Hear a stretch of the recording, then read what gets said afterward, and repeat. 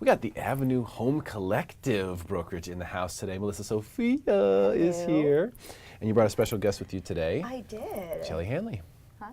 Howdy. Hi, how How you are doing? you? I'm Thank great. you for having me. Absolutely. So we're going to talk about schools today, and I understand that you know a lot about the school system, schools, how they work, Sure, yeah. how this all ties in. And obviously, I think it goes without saying, if anyone's looked for homes before in the past, if you have kids, you're pretty much picking the area based on the school you want them to go for. It's like school first, house second. Absolutely. The majority of families with children, that's the way that they're picking.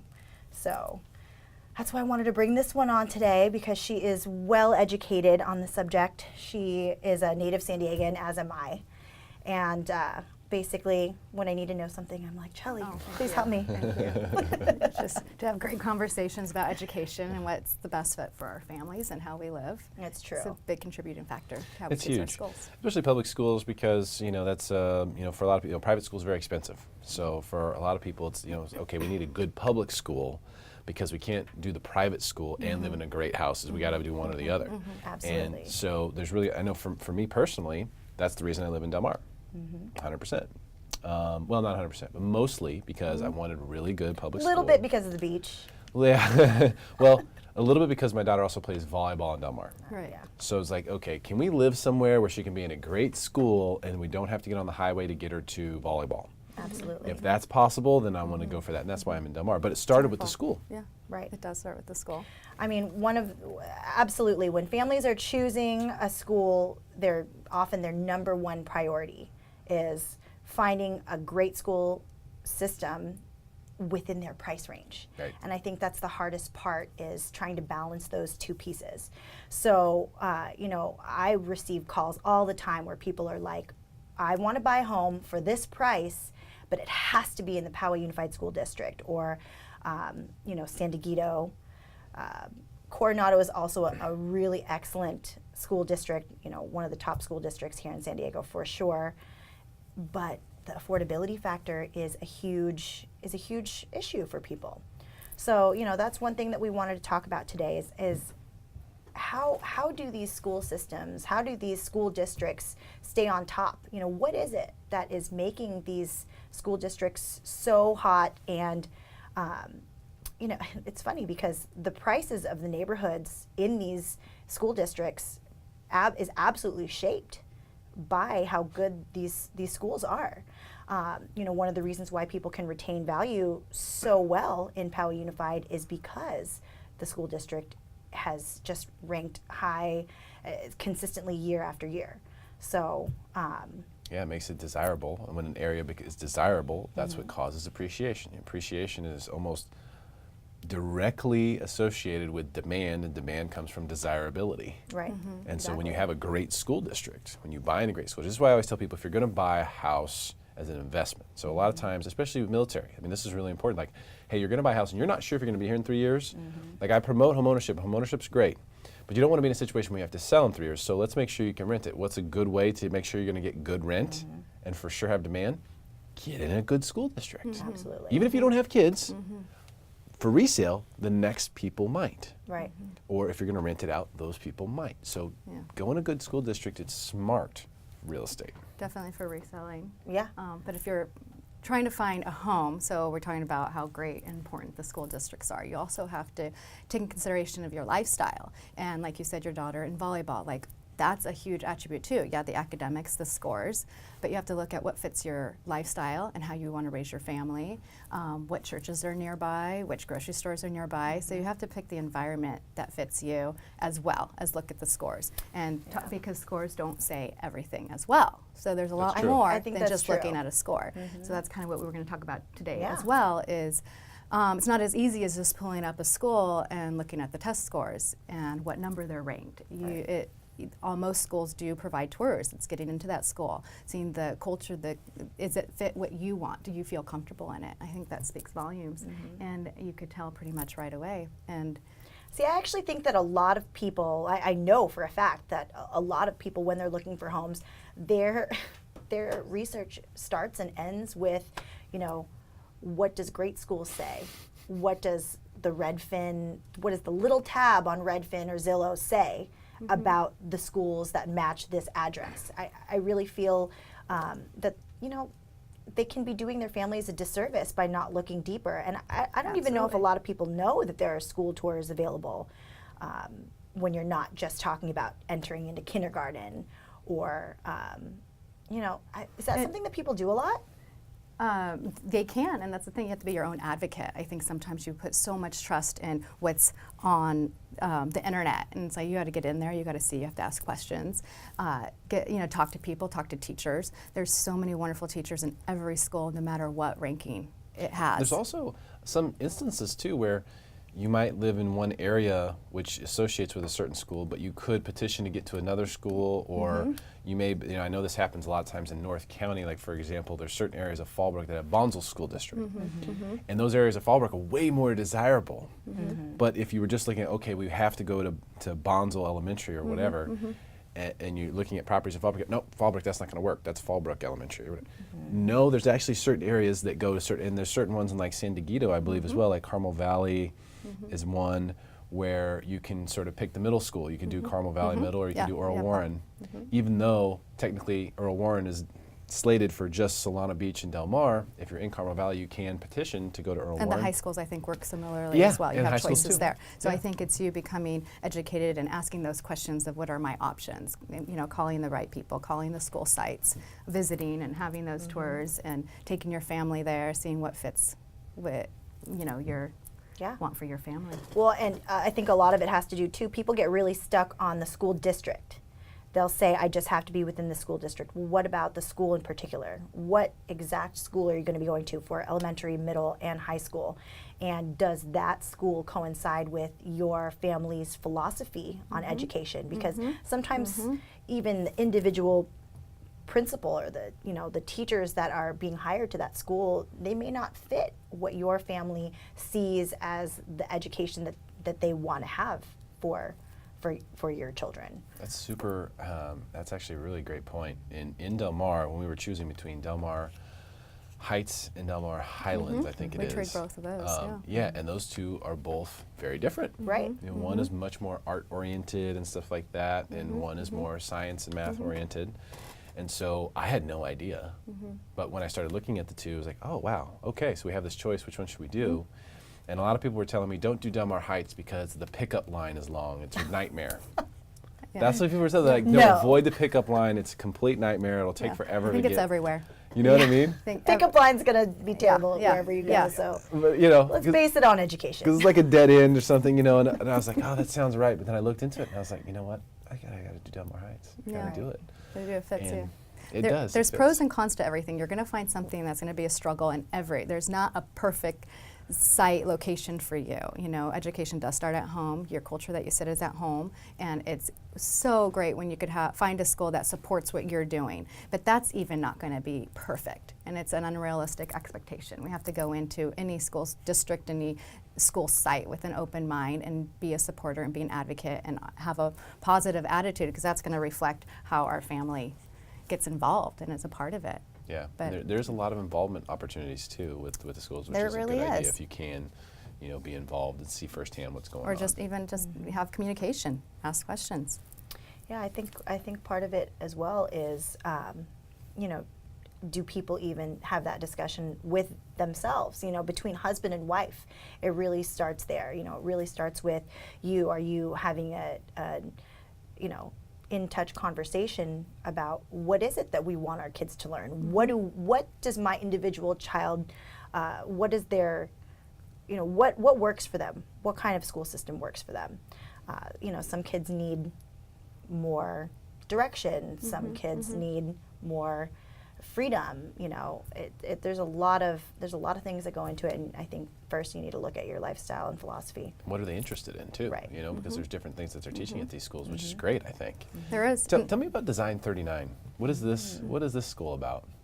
Well, for myself, I had heard about Design 39 before it was open, and I didn't know much about it. All I had heard, it's funny because there are actually so many different people's opinions floating around, but what I really love about Design 39 for my kids, and I actually moved into a neighborhood that would make it easier for my children to, attend this school. The guiding principles that they have in place are, teaching kids to learn with design thinking in mind, collaboration, communication. They really have like a growth mindset. And for a lot of people, these are buzzwords, but I really see it happening every day. I see my kids' education being shaped. It's the little things, Yeah, I think it's a philosophy of education that I think has been around for a very long time. And I think there's a lot of educators that do it in so many different schools. But the school was opened with that in mind, that they're going to open it with these guiding principles. And the overall statement of this school is it is a learner-centered lab school, which means it's about the children. It's about the students and how they learn and what their interests are. And you still teach your standards, but you put the power and the curiosity into the minds of the kids and ask them those essential questions and give them the freedom, the opportunity to learn from that.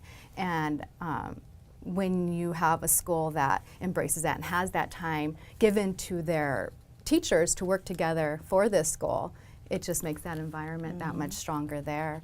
And it's a TK through 8 school, and I think that's an added bonus to have that middle school on the same campus. And this is a public school. Yeah. Is that right? It is. It's a public school. People are always asking, is it a charter? Is it a magnet? it's What is public, this? yeah. It's just it's got an interesting name. It's a so. great, yeah. Well, because one of the strongest guiding principles is design thinking, so they went to design, and it's a 39th school in the district, so 39, and it's not just a school, it's a campus, and so they're very thoughtful in using words that really mean something to what they're doing. Makes sense, straightforward. I Yeah. like that. And we all know how hard it is to be a teacher, because whether you've ever been a teacher or, like my dad's a teacher, who's been a teacher forever, or whether you just have to play teacher when your kids come home and need help, Right. at some point you're going to have to play teacher. And what you can find out if you pay attention to the way your kids are asking questions, what they continually ask questions about, what they catch on to very quickly and what they don't catch on to very quickly, you can know pretty quick exactly where your kids are. If you have multiple kids, where each one is, where they excel, where they don't, where they need help.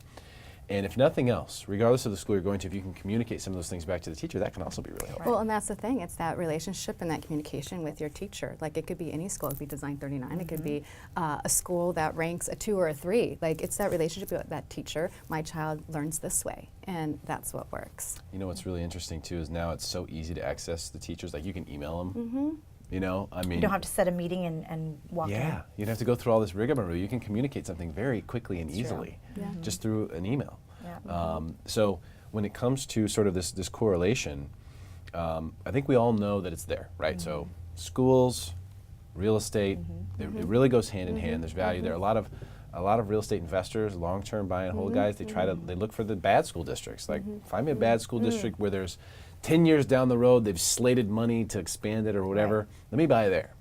And that also makes sense, because if the school district's bad now, you're buying a rental property or something like that, if it's better 10 years from now, the value of that home is going to go up. Well, and there are a lot of school districts and areas around town that are more affordable, where people don't realize that the school districts are up and coming.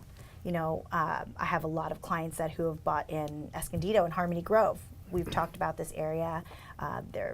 There's a new community that was built there. There's a lot of new communities in San Marcos. And there's a value for that new community, because they're going to drive the education where it's going, especially new developments like Harmony Grove. I think that the families that are buying there are going to, in their own way, demand the education, the new education. And the new education are those forward-thinking schools, those creative schools, those design schools, those K through 8 schools, like Double Peak and San Marcos just opened up a K through 8 for a public school. So it started with a new development. So it's coming around, and it's going to grow in that way. So there's definitely an advantage for buying into those new homes in those areas that might be a little more affordable. Yeah.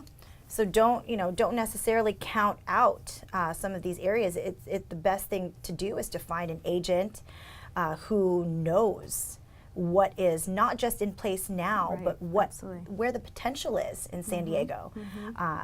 If you're not getting that kind of service, definitely advocate for yourself to find an agent who will help you understand what kind of options are available for you. You know, there are other options too, not just the schools that are in place right now, and you don't necessarily have to wait. There are also charter schools that are available. Homeschooling, and you do half charter, half homeschooling. I know, I've noticed people doing that Homeschooling now. is hot right now. A lot of people It are is. homeschooling. And you could live wherever and homeschool and Right. use the resources around you. You could tap into the public schools, the charter schools, and you form your child's education based on that. I mean, Interesting. it's the way of what are my child's strengths, and how do I want to teach them or educate them, or what kind of opportunities do I want to give them? And then there are choices out there in education, not Yes. just in a public school. What's really neat is there are a lot of homeschooling programs that will offer, you know, funds to you if you want to sign up for an annual pass for museums or, you know, the zoo. They will actually allocate funds towards your child's, you know, homeschooling education. They even pay for some dance classes or Yes. extracurricular activities as well. So there's a lot options. more Wow. available. Yeah, you don't have to be trapped into, you know, you don't. They got to wipe away the mindset that I have to pay for $1 million house to have this type of this Ranked exact at school. this number. Right. It's not a little more it's- tailored. You could tailor your education now. Exactly. I mean, how do they even reach those ranks? You know. Yeah, it's test scores. They're not on campus asking a child about their social emotional development. They're looking on a test score. So if you want a school that tests well, then that's a great score to look at. But there's a lot more to education than just that. So And- to get in there yeah. and look and ask the Absolutely. questions. And talking about Design 39, that's one of the reasons why I love that school so much. You know, my kids, they come home wanting to learn more. They come home asking for me to take them to go see a historical building. I'm like, well, you want to see a what? They want to go to the library. They want to read more. You know, they are not turned off by school. They're sitting there the researching confidence that more. it gives them, because their power is in their hands. How do you want to learn? How do you know, that curiosity, and do it. There is never a no, you can't do that. Absolutely you can do that, and actually teach me how to do that. And let's go out and do that. That is you know, they're not just answering questions to problems that are existing right now, because those are going to be different problems in 10 years. How do you get, and that's part of design thinking, is how do you get to answer a problem, any problem. It could be Right. in a workspace, it could be for a math problem. How do we go about that? And that's starting with empathy and research and that human component. So to be able to take any question and put it through a design thinking process that this school has kind of innately put in all these students, it's quite magical to see them solve any problem that's difficult for us. They can get there. Problem solving is the number It's- one yeah. skill Yeah. Right. that you need to learn, because you're going to encounter problems. And A who lot knows of what they them. And are. collaborating with your peers Yeah. too. That's another thing that they focus on really well, working with others to problem solve together. You know, coming up with solutions as a group.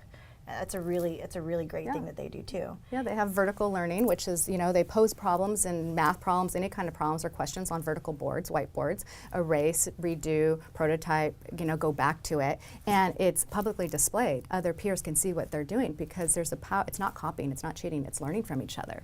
So just that whole idea of where we're going to put these kids, what's the world going to look like in 10 years? We want to prepare them for that. Speaking of, are there any areas we should be keeping an eye on, like from a school standpoint, or maybe up and coming, or? Well, I definitely think Escondido has pockets in there that are, like I said, the new developments are going to force educators and districts to think about how their education is going to adjust and adapt to those families that are buying into that. I think San Yeah. Marcos with the Double Peak School is huge. Absolutely. And- So San Marcos, Southwest Escondido, even South San Diego. Yeah, the high-tech high schools down and, Oh, and yeah. Chula Vista, east side of Chula, they are doing phenomenal things out there. And I think one of the key components, especially in Chula Vista, is their professional development.